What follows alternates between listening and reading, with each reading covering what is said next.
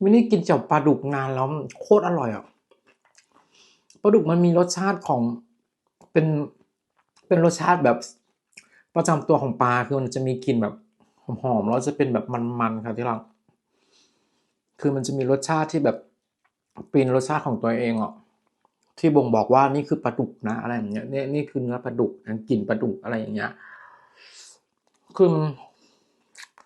มันเข้ากับหอมพริกกระเทียมมาทำเป็นน้ำพริกมากทำเป็นแจ่วปลามากกินตอนไหนก็อร่อยตอนนั้นกินตอนไหนข้าวก็ติดมือตอนนั้น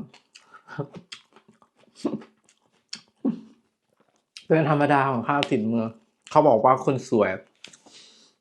ข้าวจะติดมือ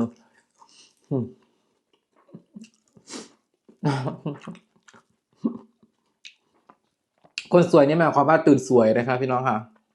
ตื่นสวยได้เพราะว่าตื่นสายมา